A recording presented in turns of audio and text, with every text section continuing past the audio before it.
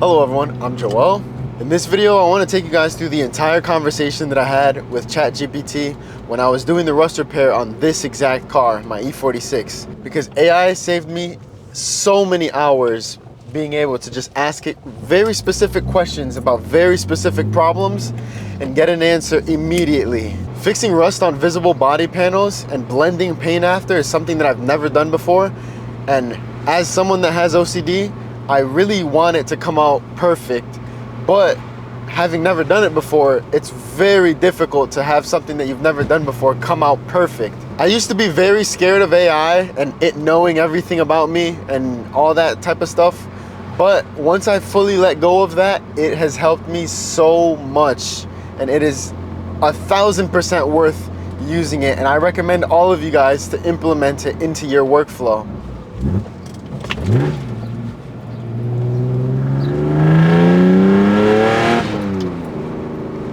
The biggest thing I used to do before was anytime I encountered any issue, I would spend hours on forums seeing contradicting opinions about people doing it one way and having one result, and then another person doing it the exact same way and having a completely different result.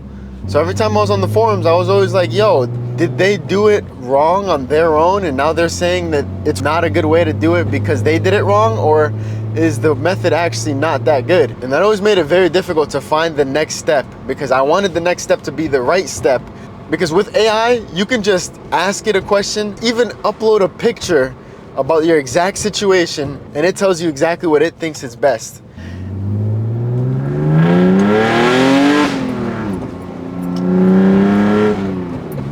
I guarantee you, if I didn't use AI, I would have spent so much longer doing this project.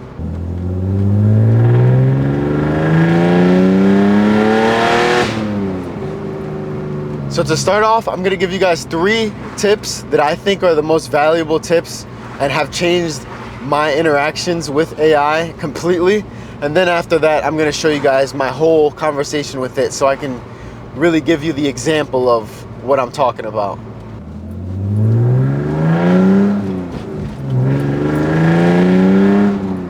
Tip number 1, and I think it is the most important thing with AI, no matter what you're doing with it, is to include as much context as you possibly can. You want to tell it everything so that it could really refine in what your best solution is. I typically send a huge paragraph of so much information, and then immediately in less than 20 seconds, it gives me so much information. AI cannot get overwhelmed from you giving up too much information.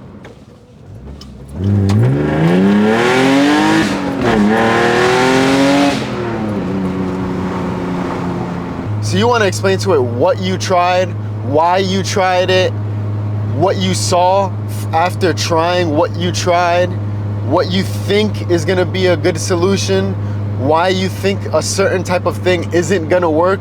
You want to give it everything so it really sees into your brain of why you want to go a certain route over another route. Because there's a lot of times you see a solution that it gives you and you're just like, no, I don't want to do that.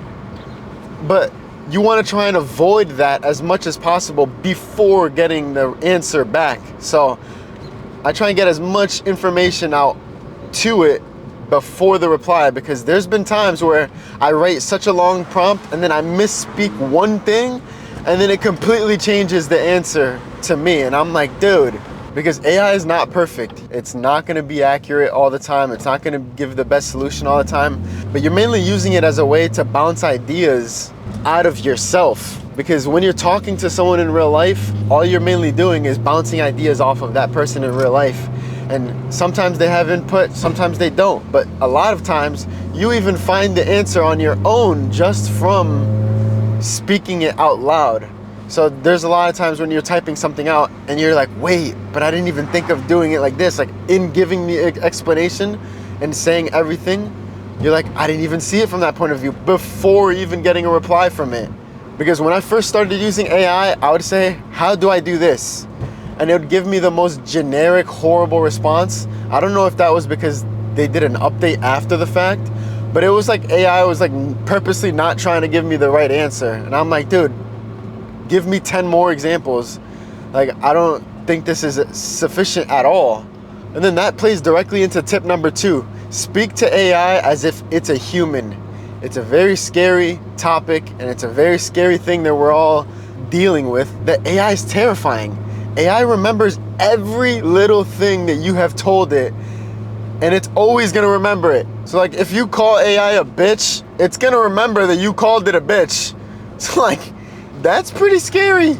But everything changed when I saw one video about someone on Instagram asking AI if it can feel emotions. And it perfectly explained everything, and it sounded as if a human was speaking. And it like flipped a switch in my brain where I was like, yo, wait, what? This is actually really scary, but like, because it's scary is why I kind of have to treat it like a human.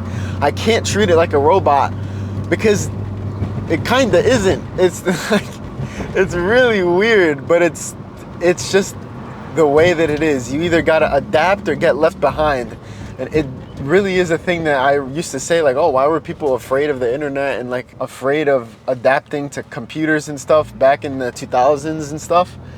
But it's very understandable. As someone that's never seen something like that before, a computer, all the information in the world on your fingertips, they're just like, nah, dude, I don't want to get used to this. And then they get left behind. So I don't want to get left behind. I really want to adapt with it and use it to my advantage, because at the end of the day, it's me versus me. I want to use everything in my power to become the best version of myself possible.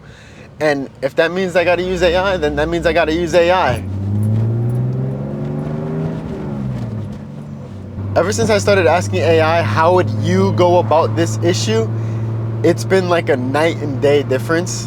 And again, I don't know if it's because they updated ChatGPT or if it's been my way of speaking to it, but I've had a lot of good luck with asking that question and asking for its point of view. I want to know what AI thinks is the best opinion, because then at that point, it's truly doing what it thinks is the best possible solution.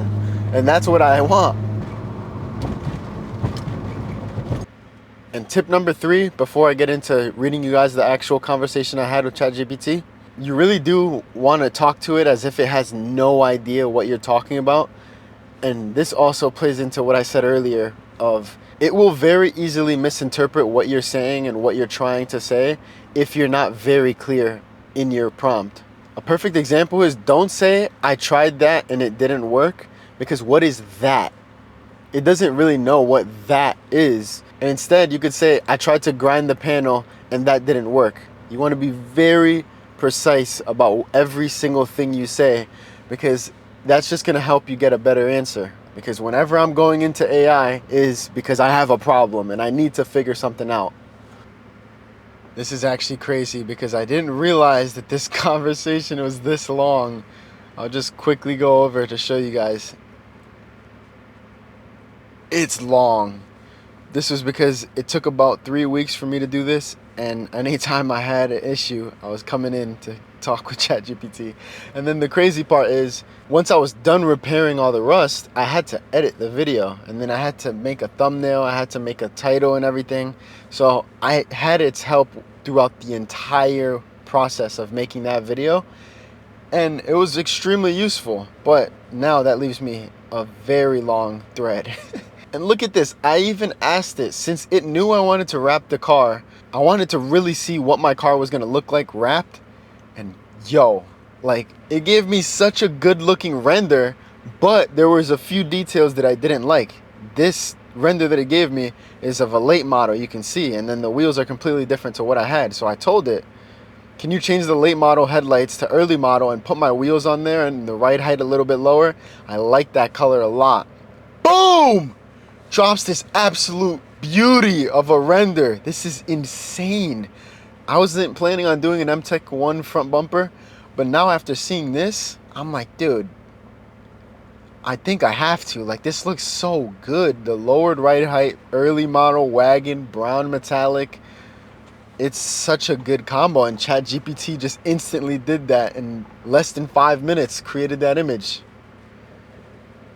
But to start off, I basically was telling it my plan. I wanted to get it accustomed to what I was gonna do, show it exactly the process I was trying to go through, how much effort I was trying to put into it. Because I was basically telling you it's a drift car. I don't want it to be too pretty, but I want it to be pretty enough so that I can have practice. I want to be able to have this car be the template of, if I get another car that actually matters, like a flip car, I can just do a quick little rust repair and feel very confident doing that, which now I do feel very confident. So then I told it that, and it immediately wrote out a guideline. Identify all the rust spots, grind and cut away, treat the metal, seal with primer, smooth it out with body filler, final sand and clean. And when I read that, I'm like, wow, it's so easy. But it was not that easy. There was a lot of little things that came up that I was just like, dude, I would have never imagined this issue to come up. But then I wanted to explain to it my process that I was thinking of doing. I want to grind the rust, maybe cut it out if there's holes, neutralize it with acid, prime it, body fill it, filler primer, base coat, clear coat, and then I'll be able to learn how to do all the blending in that. And then once I reiterated what I was trying to do, it immediately came back and gave me a more specific to my plan layout. So it was giving me a generic layout at first, but then once I told it what I had and stuff and what I was trying to do, then that's when it came in. It even gave me the 80 grit, 180 grit, and 320 grit, which that's what I was doing, and it was so much easier. Online, people would say, use 220, use 180, use 120. I don't even know. There's like 1,000 grits, and that was always the most overwhelming part for me. I was like, dude, there's so many grits that I can use, but like, what do I use? And I was always so hung up on that. When in reality, it does not matter what grit you use, as long as it just gets the job done, and the final grit before painting, that's what matters. So I included some pictures so it really saw exactly what I was trying to do.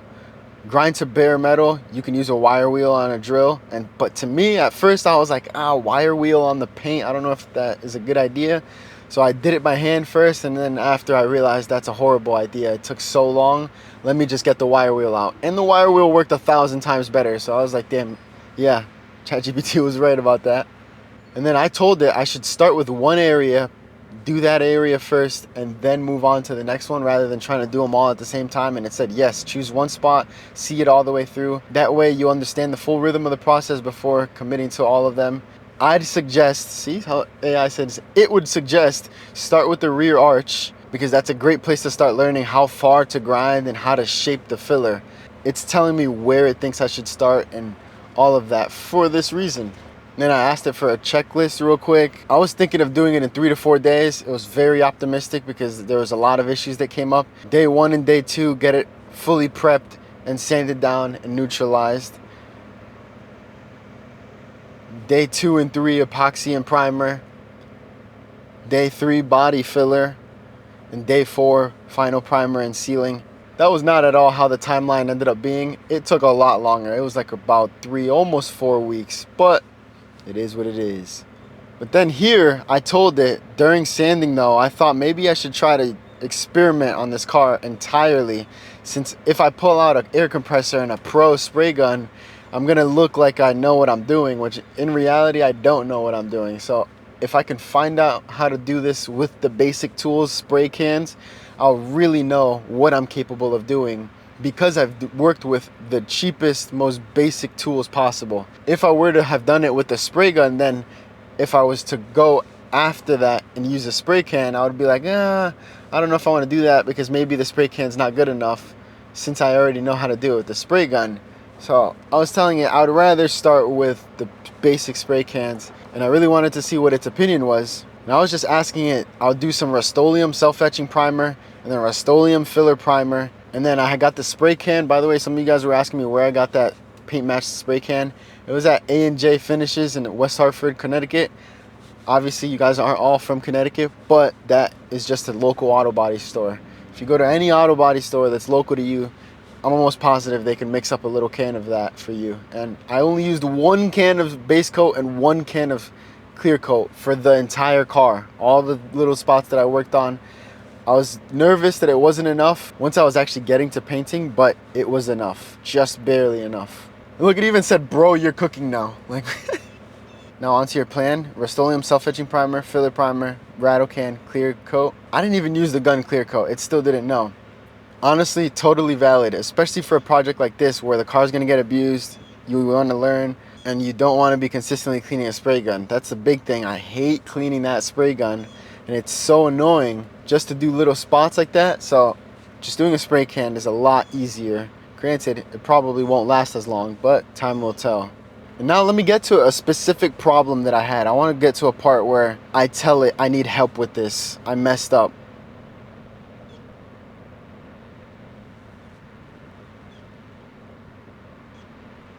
Here we go. This is the perfect example. I finished welding the plates and grinding them all smooth, but I put the ground of the welder on the first block off plate, and after finishing welding the other side, I realized that the ground punched a hole through the chassis because it was just very thin, and sending all that current through that thin metal, it just punched a hole straight through. I was chasing my tail like crazy trying to find the holes on the other side because I was thin and I kept blowing through. I'm scared to get the welder out for that tiny pinhole. Would I be able to body fill to fill in that tiny dot? It was just one little dot, and I knew that if I started welding there, it was gonna expand like a cancer and just constantly start chasing my tail again. And I wasted so much time chasing my tail with that. But I was trying to see if I could cut corners and just put body filler over it. And it said, technically yes, but there are a couple caveats. If it's truly tiny, like smaller than a pinhead, and it's not structural or in a high stress area, a skim of body filler over it will totally be fine and last just fine under primer and paint. But if there's any air or light leaking through from the backside, there's a slight risk of moisture getting in the body filler and causing corrosion, and then the paint bubbling after that, which that's the exact reason why I was doing all this. I don't want the paint to be bubbling under it. So I was like, damn it. I read that and I was instantly like, damn, I just gotta go back in there, chase my tail with the welder and fix it, because do it right once and just not worry about it again. And then it starts giving me possible solutions, which are very appreciated. And that was the wake-up call that I needed. I needed it to tell me, yo, yes, just do it properly, or else it's gonna get messed up. And then I updated it and I told it exactly what I knew would happen. I'm chasing my tail again and I was saying it's so annoying. And then it's giving me more help and solution, just basically guiding me through emotionally, just me being so down bad, going through it. And it's just giving me the pep talk that I need. That pep talk is so valuable in the moment of you being down and like so shattered in the moment.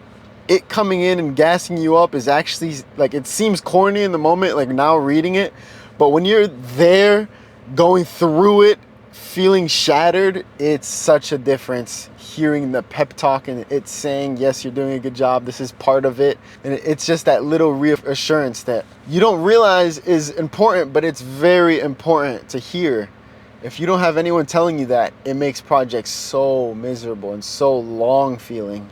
And then it starts giving tips, and sometimes it tells me something that I didn't even know about, and I'm like, damn, let me try that, and it works. So in it giving me the emotional support that I need in the moment, it's actually helping out with something very physical as well. Real talk. Everyone who's welded old sheet metal has had this exact moment and wanted to throw the welder across the shop, which is true. Everyone has gone through that same thing. If you're doing any kind of body work, any kind of machine work, engine work, if you encounter a problem, most likely a lot of people have encountered that same thing. Just you are not alone. It's part of the process. And then I asked it, like, how do I even create a new edge with the body filler? And it starts telling me exactly how to do that. And it's such a very specific thing. How do I create the edge on the quarter panel? And I included a picture so it knows exactly what I'm dealing with. And that right there is so invaluable. And then after doing the body filler, I realized that there's a lot of air pockets in there, and it was visible. As you can see, it did not look too good, but I was asking it, I was like, yo, what do I do? I don't really know exactly the next course of action, but it told me stop sanding deeper, knock down any of the high spots, and then just get another layer of body filler in there. And I was just like, yeah, I didn't know I could do that, but that makes a lot of sense. And then the big issue, I added another layer of body filler and didn't quite use enough hardener. It's sanding off, but slightly getting gummed up into the sandpaper. I let it sit overnight and it's hard, but just soft enough that it comes off on my fingerprint if I push too hard. So I was wondering, could I just leave it like that, or is it gonna mess up? And it told me straight up, yes, it most likely will fail if you leave it like that. And I was like, damn it, I did not want that to be the case, but I needed that wake-up call. I don't want to deal with it in the moment, so I try and cut as many corners as possible, but it always grounds you back and tells you, yo, chill, it's gonna happen if you do that. And it told me I have to sand it all off and then start from scratch again. And I was like, damn it, I know that that's true, but I just got to do it now. So I re-added more body filler, and there was just a little bit of more pitting left. And I'm asking it like, yo, just very specific questions about my situation. And it says, yeah, it looks way cleaner. It tells me I can just dig out a little bit more and add some body filler right over it so that the body filler can grab into what you dug out. And that's what I did, and it worked out perfectly. And then I told ChatGPT, I'm like, yo, people talk badly about other people who use a lot of body filler, but honestly, a lot of talent is needed to make body filler look good. It is such a difficult thing. It is very counterintuitive. You need a lot of skill to make body filler look good.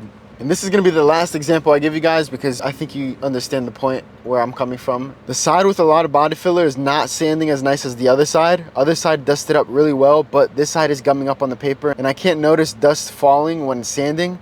Could I keep using new sandpaper until I've sanded enough off? I was scared that because it was gumming up on the sandpaper that the body filler was doing something to the primer and making it not react properly or something. I don't know. So I was really worried because the other side was dusting perfectly.